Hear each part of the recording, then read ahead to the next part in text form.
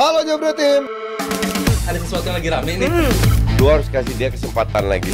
Di atas kertas lo semuanya harusnya menang. Ada bahasan yang paling ditunggu-tunggu. Oke, tapi jelas nggak mudah sih, Ji. Iya, Ngomong gitu. Ini bukan masalah titik darah penghabisan, ini bukan perang. Ini Tetap harus berjuang enggak, mati-matian. ini Sosial. lebih dari perang. Real final, Sepak real bola itu final. lebih dari perang. Enggak dong, enggak lah, Kalau pokoknya. perang lu ada depan mati lu nggak bisa lagi kan? Iya. Nah, lu kalah lu bisa bangkit lagi. Ya, betul. Lu bisa tapi you have to use your brain. Iya. Ini masalah mindset dari terutama sisi manajemen. Pelatih cuma ngikutin, karena kalau pemain nggak ngikutin pelatih, nggak jalan, jadi berantakan kan, nggak terorganisir. Pelatih harus ngikutin pemain harus ngikutin keinginan pelatih, oke? Tapi kalau nggak ada, ini yang repot sekarang, nggak ada sinergi antara pelatih dan pemain. Nah ini yang gue takutin itu ini. Atau mungkin- bukan pemain nggak bisa menjalankan tactical. Dan pemain mungkin sudah tidak percaya lagi dengan taktik yang diberikan karena nggak works gitu ya. Kalau itu yang terjadi sekarang, itu yang gue angkat tangan. Oke. Dan ini menuju lawan Arab kan sempat ada pertanyaan sebelum lawan Jepang, apa nggak kita menyimpan tenaga atau kita bukan menyimpan tenaga dalam arti main-main terbaik kita ada yang disimpan untuk memberikan elemen surprise dan fit ketika tampil lawan Arab. Hasilnya kan Kevin Dix juga kemarin cedera dan mungkin Mas Ilgas juga nggak bisa main itu kan.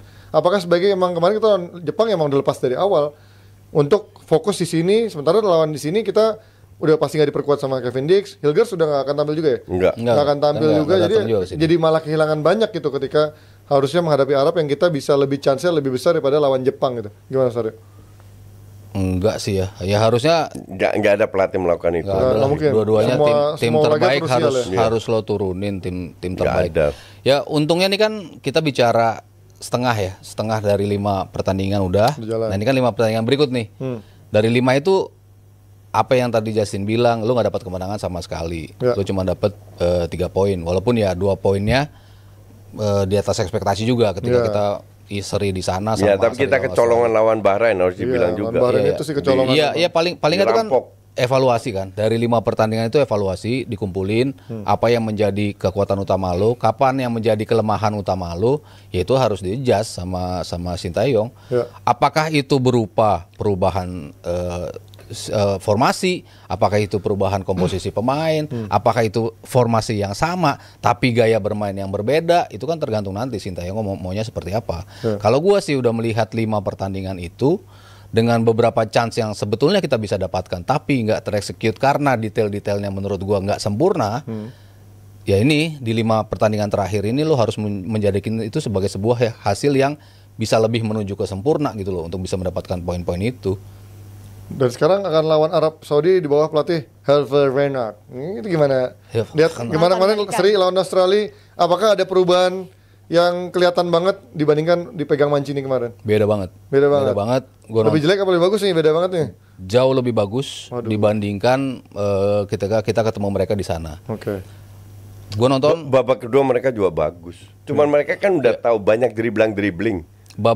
babak kedua ya kita digempur habis-habisan crossing banyak Ya, kan crossing. kenapa ya? Karena kita Ya, mundur, low karena, block. Karena crossing itu tapi untungnya kita bisa nyelamatin lah crossing itu. Tapi ketika permainan mereka lawan Australia kemarin itu sama sekali nggak ada gaya-gayanya era Mancini, di mana ketika lo di press lo bingung untuk keluar dari bola karena Mancini maunya dengan sistem 3 back, mereka maunya keluar dari bawah untuk megang bola masing-masing. Sama Renard nggak ada sama sekali kayak gitu. Sentuhan-sentuhan di belakang paling 3-4 kali sentuhan mereka udah sampai ke tengah dan udah langsung ya gaya Arab yang selama ini mereka mainkan, pakai wingback, adu body di depan, lempar bola ke depan, Direct, suruh oportunis ya lebih direct, lebih oportunis. Jadi ya mungkin kita nggak akan senyaman itu ketika megang bola seperti di Arab Saudi, ketika mereka bingung ketika kita press, tapi justru mereka yang akan lebih keluar dengan bola-bola direct itu yang yaitu balik lagi komposisi, sistem dan juga jarak antar pemain itu harus lebih ajak lagi dibandingkan kemarin lawan Jepang karena ya lubang-lubang itu bisa dimanfaatkan oleh Arab Saudi. Mungkin gayanya beda, kalau Jepang tik-tak di tengah untuk ngebuka ruang, tapi Arab Saudi jauh lebih direct adu body dengan pemain kita. adu body mereka selalu menang, second ball mereka selalu menang lawan Australia, dan defense mereka jibaku semua gitu loh. Ketika dapat peluang, siapa juga rela untuk nerjang sliding untuk bisa nutup pertahanan. Jadi ya defense-nya mereka lebih rapih dibandingkan di pertandingan pertama, gaya bermain mereka lebih direct dibandingkan babak pertama. Jadi ya ini balik lagi ke Sintayong, apa yang akan dilakukan ketika lawan Arab Saudi itu pasti hal yang berbeda. Tapi kalau mereka nggak bisa menang lawan Australia, berarti artinya nggak sebagus itu dong secara progresnya dengan pergantian pelatih ini, Coach. Arab emang nggak bagus. Yang bilang bagus siapa? Ya nggak kan, katanya Fernando ini bisa Ya, yang katanya siapa? Kalau dibanding Mancini. media. Iya, media Arab sendiri kan. Enggak. Makanya kan mereka minta Mancini out karena merasa beda lah cara mainnya dan Ya, juga di bawah Mancini ini pelatih juara Eropa, men. Lu harus mau pakai otak. Ya, tapi kan They don't have it. tapi kan nggak masuk Piala Dunia juga habis juara Eropa. Apa? Ya minimal lu udah pernah juara Iya, Eropa. iya, karena kualitasnya beda kan. Ya oke. Minimal lu harus pakai otak kan. Iya, iya. Nah kalau lu nggak biasa main pakai otak, suruh pakai otak repot kan. Nah Renard ini oportunis. Emang sehebat apa nih Renard? Biasa aja. juga. Karirnya cuma di Afrika. Iya. Oke, apa yang karena lu nggak punya otak ya udah lu main oportunis saja. Anjing. Kasarnya begitulah. Kasarnya begitu. Bukan menghina atau apa. Dan works buat Arab Iya, Saudi. karena kualitas mereka ya emang main pragmatis. Iya. Nah, apakah sangat bisa ngelawan? Kalau kita lebih happy bermain. Bermain itu dari sini sama kayak kita siaran. Kalau kita nggak happy malas banget siaran. Aduh, jauh, parkir, macet dan lain-lain. Tapi kalau kita happy di mana siaran mau jauh mau apa kita akan datang. Benar. Ya pemain juga gitu. Iya. Kalau lu nggak happy dengan sistem, mereka berusaha tapi nggak keluar, Ji. Ya. Berarti Nah ini happiness ini harus dikembalikan ke pemain, bukan ke pelatih, ke pemain. Itu tugas pelatih. tapi happiness ini justru karena memang sistemnya nggak menyenangkan buat mereka, Sistem, nggak, atau karena hasil berentetan yang nggak memihak Enggak, mereka gitu. itu kan karena sistem. Oke, berarti dari sistemnya yang bikin mereka Iya. nggak happy menurut lo. Ya, yang dari dia harusnya kita angkat ke C, yang ada turun ke E, karena nggak happy. Nah, menurut lo apa alasan Eliano layak menjadi starter? Menurut lo layak nggak dia jadi starter? Gini, my friend, dengerin. Ivar Jenner berapa kali main sebagai starter? Ya, Banyak. Sering. Bagus nggak? Ya kadang bagus, kadang nggak. Kadang nggak. Oke. Tapi selevel lah. Ya. Oke. Dia main di mana? Di Utrecht 2. Oke. Utrecht. Divisi berapa? Divisi 2 kan? Oke. Eliano main di mana? Divisi 1. Divisi 1 Zwolle. Iya. Artinya kastanya aja Lebih udah tinggi. di atas Ivar Jenner bukan? Betul. Masa iya dia lebih jelek daripada Egy Witan sama Hoki? Oh ya. Tapi kata ST ini. Logikanya. Nah ini kata Nih, STY. kita dengar pernyataan ini baca pernyataan soal Eliano tidak dimainkan, Dia tidak dapat masuk ke skuad karena menurut saya kemampuannya belum cukup baik. Masih sulit bagi dia untuk menembus ke skuad inti Ya. saat ini. Jadi keputusan saya seperti itu. Ini juga katanya salah juga, men. Ini si JJ mesti direview juga.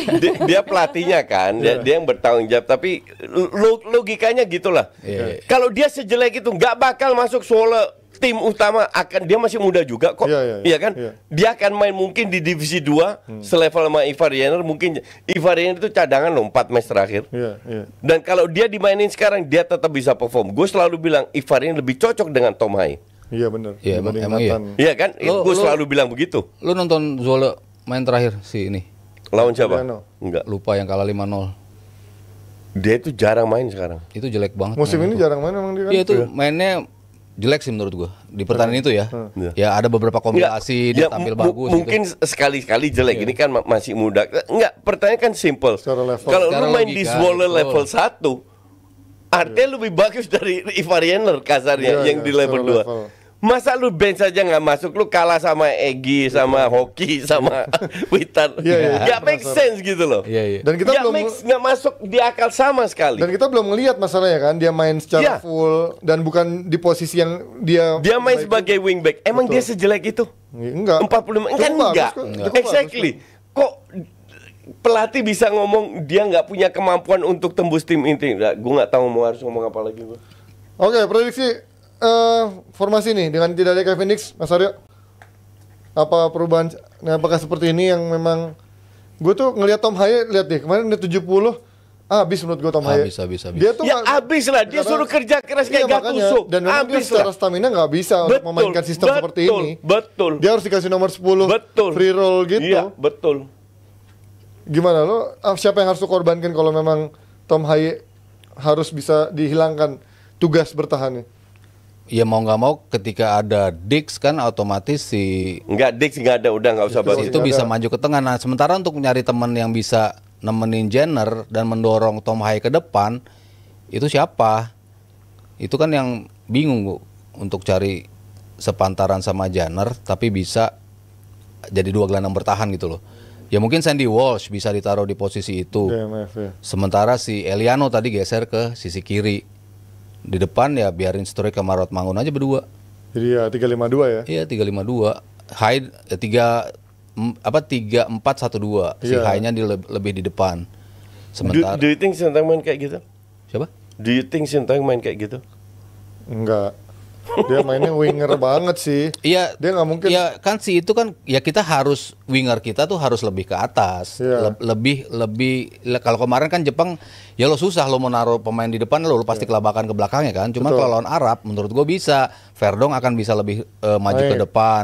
Sementara mungkin kalau si Iliano dikasih kesempatan di posisinya Sandy Walsh itu, ya mungkin Iliano bisa bantu di sisi itu. Dia harus lebih aktif ke depan. Leonardo di bench saja enggak. Tapi ada. wingbacknya Arab bagus-bagus loh kan, yang dua pemain itu yang main di Liga Arab itu kan. Ya, Justru lumayan. jadi kekuatan mereka Lumayan, crossing-crossingnya iya. dari Cuman kan wingback antara kalau ada dua pemain gelandang bertahan, paling nggak kan bisa ngebantu ketika mundur ke belakang. Iya. Sementara kalau Hai sama Jenner doang, gue nggak yakin juga. Kalau cuma satu kan kita berapa kali ngobrolin itu, Iya. dipasangin mau sama Nathan kek, dipasangin sama Nathan masih ada nih, masih bisa. Nathan ada. Iya. Enggak, Ngomongnya double pivot Nathan. Bukan masalah itu, masalah ini disuruh kerja keras. Iya, iya. Kalau- Kualitasnya itu hilang. Betul, ketika dia cuma ditemenin sama si Nathan kek, entah itu ditemenin Iya, sama Jenner. Ivar doang kek, itu kan pasti dia di 60 udah kelihatan habis. Iya. Habis. Di babak pertamanya bagus. Berjalan kaki dia kemarin. Makanya kemarin kenapa gue selalu ngotot kita butuh dua gelandang bertahan Betul. supaya Iya. high-nya bisa lebih maksimal Betul. gitu. Iya. Depannya udah biarin dua aja tapi wingback lo harus lebih aktif gitu untuk Enggak, tapi Menir pas merasa menendang harus main serangan. 3 back. Bukan Menir dong, kan bukan Menir ini pelatihnya. Bukan Ten Hag. Kalau kalau 4 back menurut lo kanannya siapa? Sandy Walsh. Sandy. Iya, Nih. nggak ada pilihan lain. Rizky Ridho Itses, Ya, oke? Calvin Verdong, kiri. Walsh, Ya. Kanan. 3 tengah. Nathan Ivar, Oke, double pivot.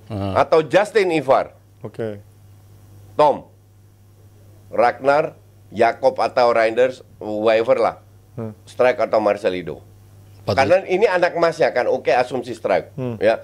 Minimal Wolves sama ini punya kekuatan power untuk wingback. Minimal dua pivot bisa menahan serangan dari tengah, oke.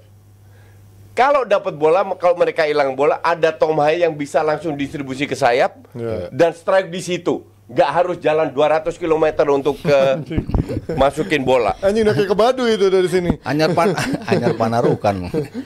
Bisa sih 4-2-3-1 make sense. Make sense Lebih make sense kan? Iya, iya. Antara Coba polling, Brar. 4-3-3 atau 3-4-3? Nah, siap Coba bikin polling polling, tuh, bener-bener. bikin polling.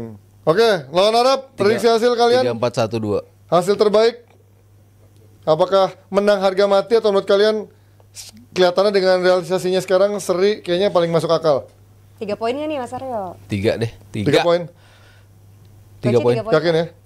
Optimis coach dengan Gue situasi nggak ada sekarang? optimis, pokoknya 3 poin harga mati udah titik.